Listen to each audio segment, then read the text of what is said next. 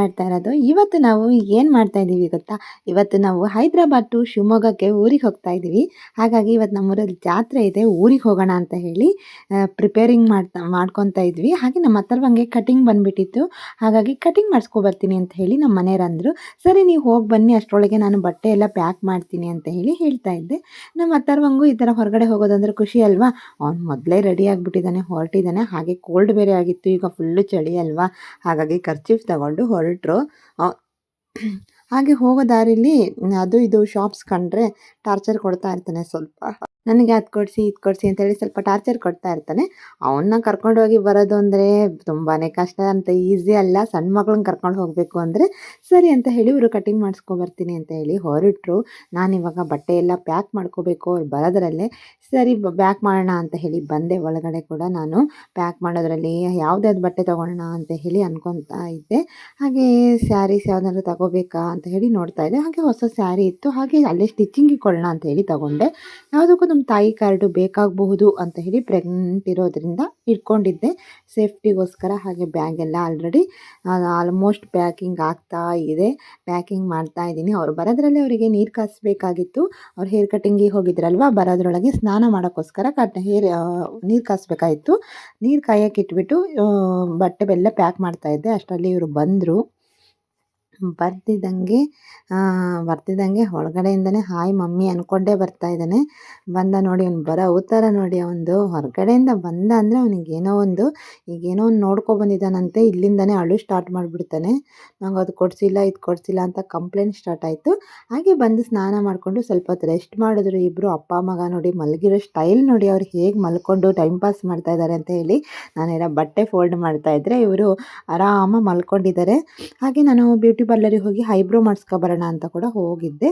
ಹಾಗೆ ಬ್ಯೂಟಿ ಪಾರ್ಲರಿಗೆ ಹೋಗಿಬಿಟ್ಟು ಅವತ್ತು ರಾತ್ರಿ ನಾವು ಬೆಳಗ್ಗೆ ಹೋಗಬೇಕಾದ್ರೆ ಜರ್ನಿಲಿ ಟಿಫಿನ್ ತಿನ್ನೋಕ್ಕಾಗಲ್ಲ, ಇಷ್ಟ ಆಗಲ್ಲ ಹೊರಗಡೆ ಟಿಫಿನು ಅಂತ ಹೇಳಿ ಚಿತ್ರಾನ್ನ ಮಾಡ್ಕೊಳ್ಳೋಣ ಅಂತೇಳಿ ಮನೇಲಿ ಚಿತ್ರಾನ್ನ ಮಾಡೋಕ್ಕೆ ಜಸ್ಟ್ ಸಿಂಪಲ್ಲಾಗಿ ಒಂದು ಚಿತ್ರಾನ್ನ ಹುಳಿ ಮಾಡೋಣ ಅಂತೇಳಿ ಶೇಂಗದ ಬೀಜ ಬಿಡಿಸ್ಕೊಂಡು ಚಿತ್ರಾನ್ನ ಹುಳಿನ ರೆಡಿ ಮಾಡಿಕೊಂಡೆ.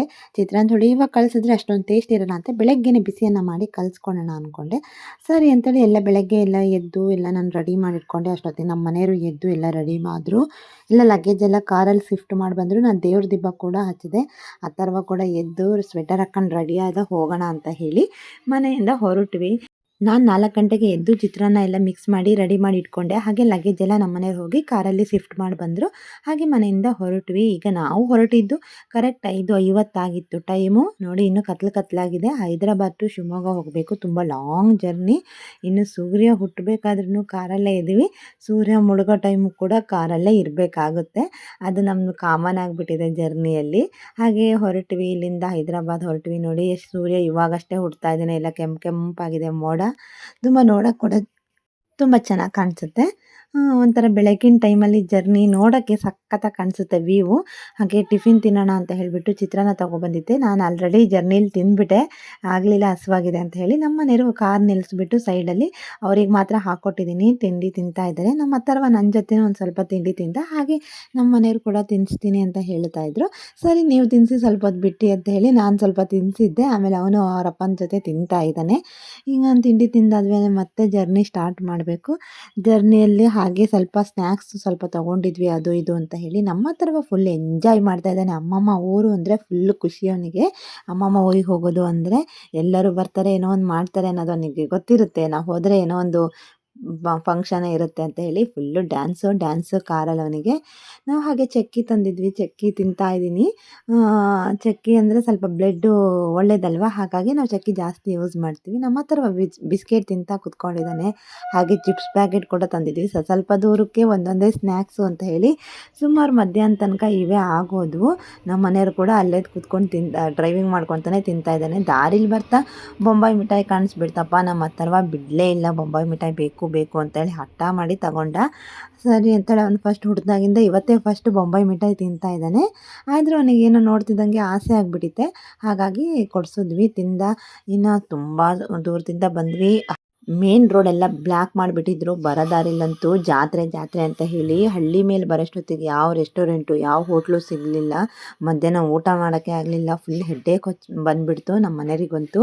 ಯಾಕಂದರೆ ಫುಲ್ಲು ರೋಡ್ ಕ್ಲೋಸ್ ಮಾಡಿರೋದ್ರಿಂದ ಎಲ್ಲಿ ಹೋಗೋದಪ್ಪ ಅಂತ ಹೇಳಿ ಟೈಮ್ ಆಗಿಬಿಟ್ಟಿತ್ತು. ಅವ್ರಿಗೆ ಹಸುವಾಗಿತ್ತು. ಹಾಗಾಗಿ ದಿಲ್ ಪಸಂದು ಕೇಕು ತಗೊಬಂದರು. ಹಾಗೆ ತಿಂತಾ ಇದ್ದೀವಿ. ಜ್ಯೂಸ್ ತಗೊಬಂದಿದ್ರು. ಅಲ್ಲೇ ಕಾರಲ್ಲೇ ತಿಂದ್ಬಿಟ್ಟು ಎಲ್ಲರೂ ಹೋಟೆಲ್ ಸಿಕ್ಕರೆ ಹೋಗೋಣ ಅಂತ ಹೇಳಿ ಹಾಗೆ ತಿಂತಾ ಇದ್ವಿ. ಅವ್ರಿಗೆ ಫುಲ್ಲು ಟಯರ್ಡ್ ಆಗಿಬಿಟ್ರು ಅವರು. ಆ ರೋಡಲ್ಲಿ ಹಳ್ಳಿ ಮೇಲೆ ಬರೋಷ್ಟೊತ್ತಿಗೆ ರೋಡ್ ಕ್ಲೋಸ್ ಮಾಡಿರೋದ್ರಿಂದ. ಸರಿ ಹಿಂಗೆ ಹೋಗ್ತಾ ಎಲ್ಲಾದರೂ ದಾರಿಲಿ ರೆಸ್ಟೋರೆಂಟ್ ಕಂಡ್ರೆ ಊಟ ಮಾಡ್ಕೊಂಡು ಹೋಗೋಣ ಅಂತ ಅಂದ್ಕೊಂಡ್ವಿ. ಆಲ್ಮೋಸ್ಟ್ ಇವಾಗಲೇ 3 ಗಂಟೆ ಆಗಿಬಿಟ್ಟಿದೆ. ಊಟ ಸಿಕ್ಕಿರಲಿಲ್ಲ ಅಂತ ಹೇಳಿ ನಾವು ಈ ಥರ ತಿನ್ನಬೇಕಾಯ್ತು. ಮೇನ್ ರೋಡಲ್ಲಿ ಬಂದಿದ್ದರೆ ಯಾವುದಾದ್ರು ರೆಸ್ಟೋರೆಂಟಲ್ಲಿ ಹೋಟೆಲ್ ಸಿಗ್ತಾಯಿತ್ತು. ಹಾಗೆ ಬರ್ತಾ ದಾರಿಲಿ ಇದು ಹೋಟೆಲ್ ಸಿಕ್ತು. ಸರಿ ಹೋಗೋಣ ಅಂತೇಳಿ ಹೋಟೆಲಿಗೆ ಹೊರಟ್ವಿ. ಕಾರ್ ನಿಲ್ಲಿಸಿ ಏನಾದರೂ ಇದೆಯಾ ಅಂಥೇಳಿ. ಇಲ್ಲಿ ಜಾಸ್ತಿ ವೆರೈಟೀಸ್ ಇರಲಿಲ್ಲ. ಪಂಜಾಬಿ ಥಾಳಿ ಇತ್ತು, ಹಾಗೆ ಸೌತ್ ಇಂಡಿಯನ್ ಇರಲಿಲ್ಲ.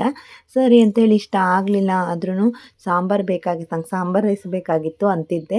ಸರಿ ಇಲ್ವಲ್ಲ ಇದನ್ನೇ ತಿನ್ನೋಣ ಅಂತ ಹೇಳಿ ತಿಂದ್ವಿ. ಪರವಾಗಿಲ್ಲ, ಟೇಸ್ಟು ಮೀಡಿಯಮ್ ಆಗಿತ್ತು, ಅಂತ ಏನು ಕೆಟ್ಟದಾಗಿರಲಿಲ್ಲ, ಪರವಾಗಿಲ್ಲ ಅಷ್ಟೇ. ನನಗೆ ರೈಸ್ ಸಿಗಲಿಲ್ಲ ಅನ್ನೋದೊಂದೇ ಬೇಜಾರು. ಹಾಯ್ ಗೈಸ್, ಇವಾಗ ಟೈಮ್ ಬಂದು 4:15 ಆಗಿದೆ. ಬೆಳಗ್ಗೆ ಟಿಫಿನ್ ತಿಂದವರು ಇನ್ನೂ ಟಿಫಿನ್ ತಿಂದಿಲ್ಲ. ಚಿತ್ರದುರ್ಗದಲ್ಲಿ ಬಂದುಬಿಟ್ಟು ರೆಸ್ಟೋರೆಂಟಲ್ಲಿ ಊಟ ಮಾಡೋಣ ಅಂತ ಬಂದ್ವಿ. ಊಟ ಇಲ್ಲಿ ಸೌತ್ ಇಂಡಿಯನ್ನು ಇರಲಿಲ್ಲ, ಹಾಗಾಗಿ ಪಂಜಾಬಿ ದಾಳಿನ ಊಟ ಮಾಡಿದ್ವಿ. ಅಷ್ಟೊಂದೇನು ಸ್ಯಾಟಿಸ್ಫ್ಯಾಕ್ಷನ್ ಆಗಲಿಲ್ಲ, ಆದರೂ ಪರವಾಗಿಲ್ಲ. ಹೊಟ್ಟೆ ಹಸ್ದಿತ್ತು, ಮಧ್ಯಾಹ್ನದಿಂದ ಊಟ ಮಾಡಿಲ್ಲಲ್ಲ ಅಂತ ಹೇಳಿ. ತುಂಬ ಟೈಮ್ ಆಗಿತ್ತು. ಈ ಬರೋ ದಾರಿಲಿ ಯಾವುದೇ ಒಂದು ಹೋಟ್ಲಾಗಲಿ ಯಾವುದು ಚೆನ್ನಾಗಿರೋ ಸಿಗ್ತಾ ಇರಲಿಲ್ಲ. ಹಾಗಾಗಿ ಇಷ್ಟೋ ತನಕ ಕಾದಿದ್ದಾತು. ಜಾತ್ರೆ ಗೀತ್ರೆ ಅಂತ ಹೇಳ್ಬಿಟ್ಟು ತುಂಬ ಕ್ಲೋಸ್ ಮಾಡಿಬಿಟ್ಟಿದ್ರು ರೋಡೆಲ್ಲ. ಹಾಗಾಗಿ ಸ್ವಲ್ಪ ಲೇಟ್ ಆಯಿತು ಊಟ ಮಾಡೋದು. ಇಲ್ಲಿಂದ ಹೊರಟ್ರೆ ಇನ್ನೂ ಒಂದು 3 ಅವರ್ಸ್ ಆಗುತ್ತೆ.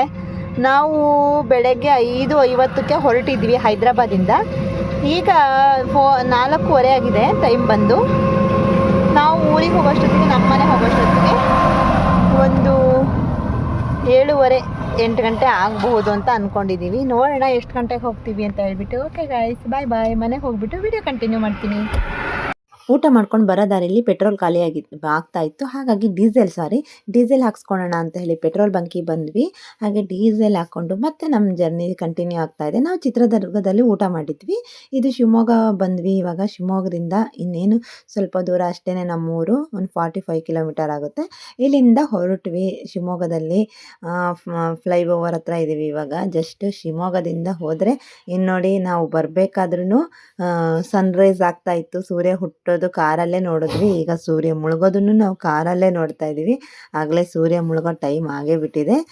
ನಾವು ಮನೆ ಹೋಗೋಷ್ಟೊತ್ತಿಗೆ ಫುಲ್ಲು ಕತ್ಲಾಗಿರುತ್ತೆ. ಮನೆಗೆ ಹೋಗ್ಬಿಟ್ಟು ಹೇಗಿರುತ್ತೆ ಒಬ್ಬೊಬ್ರದ್ದು ಎಕ್ಸ್ಪ್ರೆಷನ್ನು ಅಂತ ಹೇಳಿ ತೋರಿಸ್ತೀನಿ. ಮನೇಲಿ ಯಾರೂ ಇಲ್ಲ, ನಮ್ಮಮ್ಮ ನಮ್ಮ ಅಪ್ಪಾಜಿ ಇದ್ದಾರೆ. ಫಸ್ಟ್ ನಾವೇ ಹೋಗ್ತಾ ಇದ್ದೀವಿ. ಬೆಕ್ಕಿನ ಕಲ್ಮಠ ಬರ್ತಾ ಇದೆ ಇವಾಗ.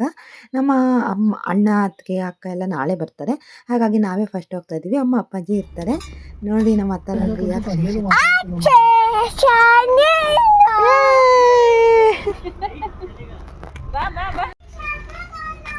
ಇರೋ ಅಥರ್ವ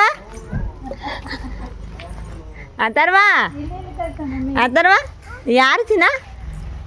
ಯಾರದು?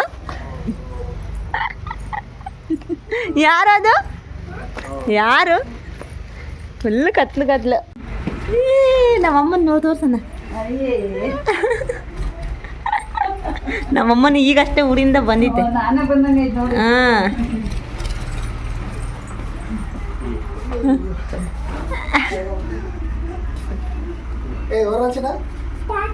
తాత అవును హాయ్ చెప్తుంది చెప్ప మొత్తం ನೋಡ್ತಾ ಹೋಗ್ತಾ ಇದ್ದೀನಿ.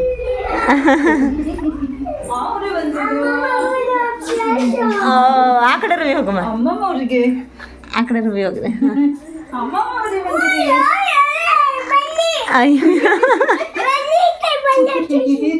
ಜಿನ ಕ್ಯಾಟು ಹೋಯ್ತು.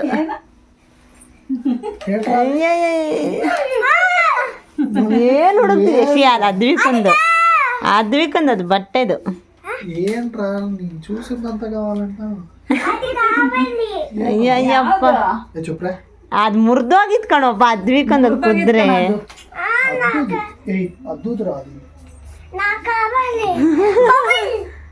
ಅಯ್ಯೋ ಬಬಲ್ ತಾತಂಗ್ ಮಾತಾಡ್ಸಲ್ಲ. ಅದಾದ ಹಾಯ್ ಅಷ್ಟೇ ಮುಗ್ದೇ ಹೊತ್ತಾತಂದು. ನಮ್ಮಮ್ಮ ಹಪ್ಪಳ ಸುಡ್ತಾ ಇದಾರೆ. ಯಾರಿಗೆ ತೋರಿಸ್ತಿದೀಯೇ? ಯಾರಿಗೆ ತೋರ್ಸನಪ್ಪ, ನಾವು ಯೂಟ್ಯೂಬರ್ಸು. ಅದು ಶುರು ಮಾಡ್ಕೊಂಡಿರ ಈಗ. ಹಾ, ಸಖತ್ತಾಗಿರುತ್ತೆ ಈ ಥರ ಹಪ್ಪಳ ಸುಟ್ಕೊಂಡು ತಿಂದರೆ, ಗೊತ್ತಾ? ಅವ್ರಿಗೆ ಹೇಳೋದು ನಾವು. ಹಲಸಿನ ಗುಜ್ಜಿ ಸಾಂಬಾರು ಯಾರು ಉಂಡಿರಾ? ಹೆಂಗಿರುತ್ತೆ ಟೇಸ್ಟು ಕಮೆಂಟ್ ಮಾಡಿರಿ. ನನಗಂತೂ ತುಂಬ ಇಷ್ಟ. ನಮ್ಮಮ್ಮ ಎಲ್ಲ ಹೆಚ್ಚಿ ಸಾಂಬಾರಿಗೆ ರೆಡಿ ಮಾಡ್ಕೊತಾ ಇದ್ದಾರೆ. ಟವಲ್ ಬೇಕಾ? ಕೊಟ್ಟೆ ತಿಂದೆ ಹೋಗ್ಬೇಕಿತ್ತು ಚಂದ್ರು. ಅವ್ರು ಬಂದೇ ತಿಂತಾರಂತೆ. ಬರ್ತಿದ್ದಂಗೆ ನಮ್ಮಮ್ಮ ಹಪ್ಪಳ ಸುಟ್ಕೊಟ್ರು. ನನಗೆ ಸುಟ್ಟಿರೋ ಹಪ್ಪಳ ಅಂದರೆ ತುಂಬ ಇಷ್ಟ. ಹಾಗಾಗಿ ಸುಟ್ಟಿಸ್ಕೊಂಡೆ, ಕರಿಯೋದು ಬೇಡ ಅಂತ ಹೇಳಿ. ಈಗ ಹಪ್ಪಳ ತಿಂತಾಯಿದ್ದೀನಿ. ಎಷ್ಟೋ ಹೊತ್ತಿನಿಂದ ಅನ್ಕೊತಿದ್ದೆ ಹಪ್ಪಳ ತಿನ್ನಬೇಕು ಅಂತ ಹೇಳಿ. ನನಗೆ ಹಲಸಿನ ಗುಜ್ಜಿ ಸಾಂಬಾರು ಊಟ ಮಾಡಬೇಕು ಅಂತ ಅನಿಸಿತ್ತು. ನಮ್ಮ ಹೈದ್ರಾಬಾದಲ್ಲಿ ಸಿಗದೇ ಇರೋ ಕಾರಣ ನಮ್ಮ ಮನೇಲಿ ಹಲಸಿನ ಗುಜ್ಜಿ ಸಾಂಬಾರು ಮಾಡ್ತೀನಿ ಅಂದಿದ್ರು. ಸರಿ ಮಾಡಿರಿ ಅಂತ ಹೇಳಿ ನಾನು ಕೂಡ ತುಂಬ ಆಸೆ ಮಾಡ್ಕೊಂಡಿದ್ದೆ ಹಲಸಿನ ಗುಜ್ಜಿ ಸಾಂಬಾರು ಊಟ ಮಾಡೋಕ್ಕೆ. ಪಾಪ ಕಟ್ ಮಾಡೋಕ್ಕೆ ತುಂಬ ಕಷ್ಟ ಆಯಿತು. ನಮ್ಮಮ್ಮ ಕಟ್ ಮಾಡಿಬಿಟ್ಟು ಸಾಂಬಾರು ಮಾಡ್ತಾಯಿದ್ದಾರೆ ನನಗೋಸ್ಕರ. ಕೇಳಿದೆ ಅಂತ ಹೇಳಿ. ಈಗ ಅಮ್ಮನೇ ಬಂದಮೇಲೆ ನನಗೆ ಕೆಲಸನೇ ಇಲ್ಲ. ಫುಲ್ಲು ಇನ್ನು ಕುತ್ಕೊಂಡು ತಿನ್ನೋದಷ್ಟೇ ರೆಸ್ಟು, ಪ್ರೆಗ್ನೆಂಟ್ ಆಗಿರೋದ್ರಿಂದ. ಜಸ್ಟ್ ನೋಡಿ, ನಾನು ಬೇಯ್ತಾ ಇದ್ದಂಗೆ ಒಂದೆರಡು ಪೀಸ್ನ ಹಾಕ್ಕೊಬಂದಿದ್ದೀನಿ. ಬೇಳೆ ಜೊತೆ ಬೇಯ್ತಾ ಇದ್ದಂಗೆ ತಿನ್ನೋಣ ಅಂತ ಹೇಳಿ. ಅದನ್ನು ತಿಂತಾಯಿದ್ರೆ ಅದ್ರ ಫೀಲಿಂಗೇ ಬೇರೆ. ಚಿಕನು ಅಲ್ಲ, ಮಟನು ಅಲ್ಲ, ಈ ಥರ ತಿಂತಾ ಇದ್ಬಿಟ್ರೆ ಎಂಥ ಚೆನ್ನಾಗಿರುತ್ತೆ ಗೊತ್ತಾ, ಬೊಂಬಾಟಾಗಿರುತ್ತೆ. ನೀವು ಒಂದ್ಸತಿ ಮಾಡ್ಕೊಂಡು ತಿಂದು ನೋಡಿ. ಹಲಸಿನ ಗುಜ್ಜಿ ಸಾಂಬಾರು ರೆಡಿಯಾಗಿದೆ. ನಮ್ಮ ಅತ್ತರ್ವಂಗೆ ಆಲ್ರೆಡಿ ಊಟ ಮಾಡಿಸಿದೆ. ನಾನು ಊಟ ಮಾಡೋಣ ಅಂತ ಕುತ್ಕೊಂಡಿದ್ದೀನಿ. ನಮ್ಮ ಮನೆಯವರಿಗೆ ಕೂಡ ಹಾಕ್ಕೊಟ್ಟಿದ್ದೀನಿ. ಹಾಗೆ ಅವ್ರು ಮೇಲ್ಗಡೆ ಚಿಕನ್ ಪೀಸ್ನ ಇಟ್ಕೊಂಡಿದ್ದಾರೆ, ಫ್ರಿಜ್ಜಲ್ಲಿ ಇಟ್ಟಿದ್ರಿ. ಅದು ಕೂಲಾಗಿದೆ ಅಂತ ರೈಸ್ ಮೇಲೆ ಇಟ್ಕೊಂಡು ಕೂತ್ಕೊಂಡಿದ್ದಾರೆ. ಹಾಗೆ ನಮ್ಮಮ್ಮ ಫಿಶ್ ಫ್ರೈ ಕೂಡ ಮಾಡಿಕೊಟ್ರು ಅವ್ರಿಗೆ. ಹಾಗೆ ಬೆಳಗ್ಗೆನೇ ಅವರೆಕಾಯಿ ಪಲ್ಯ ಮಾಡಿ ರೊಟ್ಟಿ ಮಾಡ್ತೀನಿ ಅಂತ ಇದ್ರು. ಅದಕ್ಕೆ ನಾನು ಅವರೆಕಾಯಿನ ಸೋಸ್ತಾ ಇದ್ದೆ. ನಮ್ಮಮ್ಮ ಫುಲ್ ನಾನ್ ಸ್ಟಾಪ್ ಇವತ್ತು ವರ್ಕ್ ಮಾಡಿ ಟಯರ್ಡ್ ಆಗಿಬಿಟ್ಟಿದೆ. ಈಗ ಊಟ ಮಾಡ್ತಾ ಇದ್ದಾರೆ. ನಾನು ಅದನ್ನ ಬೆಳಗ್ಗೆಗೆ ರೊಟ್ಟಿಗೆ ಸೋಸ್ಕೊಡೋಣ ಅವರೆಕಾಯಿ ಅಂತ ಹೇಳಿ ಸೋಸ್ಕೊಟ್ಟೆ. ಬನ್ನಿ ನಾಳೆ ರೊಟ್ಟಿ ಹೇಗೆ ಮಾಡ್ತಾರೆ ಅಂತ ಹೇಳಿ ವಿಡಿಯೋದಲ್ಲಿ ತೋರಿಸ್ತೀನಿ. ಬಾಯ್ ಬಾಯ್.